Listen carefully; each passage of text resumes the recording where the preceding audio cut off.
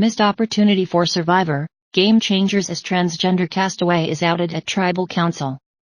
One of the most emotional Tribal Councils in Survivor history included emotional discussion, but Jeff Probst and company had to do better. This article contains spoilers for the Wednesday, April 11th, episode of Survivor, Game Changers. I can really write a recap of tonight's Survivor.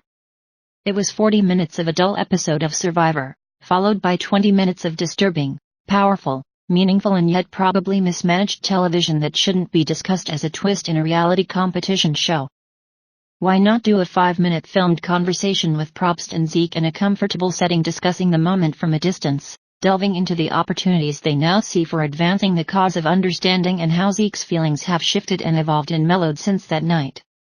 Instead, what should be an impactful back and forth about the limitations and possibilities of reality TV to instigate certain conversations is going to get squished into the rowdy reunion show that tends to be exactly the wrong setting for anything of meaning. That's treating this as Survivor. This needed to be treated as bigger than Survivor. There should have been websites and hotlines presented in cheer-ins.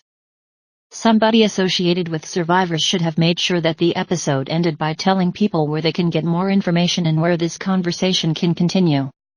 Nothing that happened in the first 40 minutes of the episode was so important it couldn't have been cut out so that the episode could have ended the right way, rather than with Varner being sad about going home.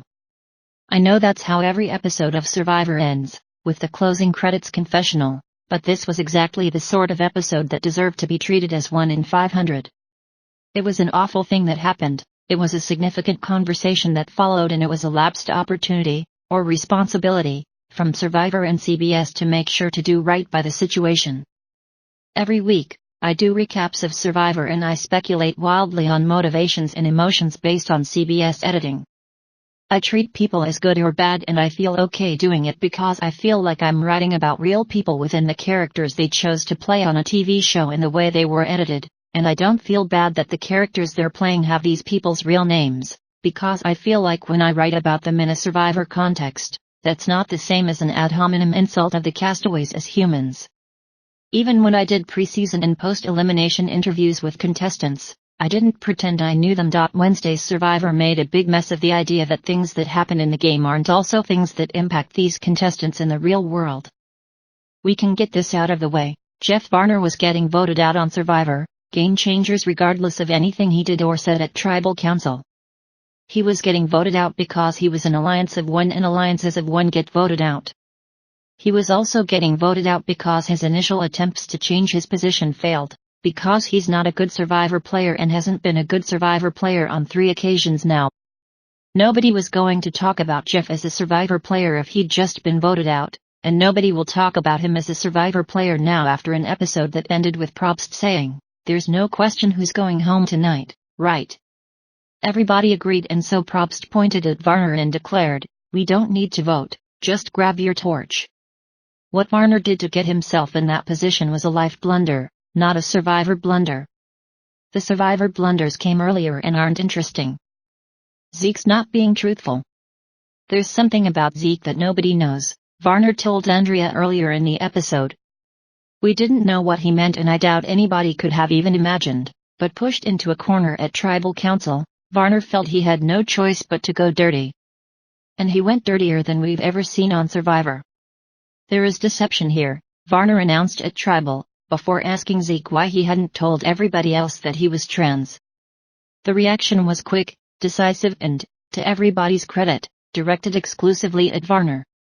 You didn't have to do that, Andrea told Varner, in immediate tears. Nobody has the right to out anybody, Ty protested. 2 seasons I've played Survivor, I've told nobody, Zeke said, and Varner, still briefly standing by his choice, insisted that outing somebody he had been friends with was okay because it reveals the ability to deceive. It's here that I'll just cede to Nick Adams, director of GLAAD's transgender media program, who said in a statement after the show, Zeke Smith, and transgender people like him, are not deceiving anyone by being their authentic selves, and it is dangerous and unacceptable to out a transgender person. It is heartening, however, to see the strong support for Zeke from the other people in his tribe. Moments like this prove that when people from all walks of life get to know a transgender person, they accept us for who we are. To me, that says it all. It's strange or unlikely or wildly coincidental that Wednesday's episodic theme and immunity challenge puzzle answer was metamorphosis, which Zeke smartly nodded to when he'd regained some composure. He announced, "I am a changed, stronger, better man today." Indeed, Zeke's strength in this moment is what people will remember, strength in a moment of nationally televised ugliness that I sure can't fathom. It never dawned on me that no one knew. So I'm just devastated, Varner said, as he gradually began to realize what he did. It's rationalizing. You can't say that it never dawned on you that no one knew when you used the information as proof of deception. But I don't doubt that as Jeff Varner, the person, stepped outside of Jeff Varner, useless Survivor contestant, in that moment, he really was devastated. I don't want to get into his motivations. I don't want to tear Varner to pieces. I also can't say the conversation that followed was worth it or privacy supersedes the conversation because I don't think there's a clear answer. If Zeke wanted to be known as a smart, funny, openly gay Survivor contestant who worshipped Oklahoma football and loved making big moves in the game and probably erred on the side of overplaying, but did so in a way that I liked watching, that's who Zeke is to me. But as Adam said, giving people who haven't had the opportunity to meet or see or get to know a transgender person this public face is valuable, even if an awful thing set it in motion. What Varner did was so crappy, he shouldn't get to have good things come from it, but Zeke seems like such a truly likable guy that he doesn't deserve to have bad things come from just wanting to play a game he loves, and Zeke's needs and desires to make something worthwhile from it trump anything else. Varner took away Zeke's choice in how he wanted to define himself. But Zeke did the best he could in the moment and I assume he'll make the best of it now. I wish Survivor could have made something better from it. The powerful displays of love and acceptance for Zeke at the Tribal Council were valuable, and even if Sarah made the moment a bit too much about her, she expressed a perspective that was illuminating and important. In an episode that was otherwise so unremarkable, though, I don't understand how Probst and the Survivor producers didn't find a way to end the Tribal Council with 10 minutes left and then pull back from the game and acknowledge some things. There had to be some conversation about why this was airing at all.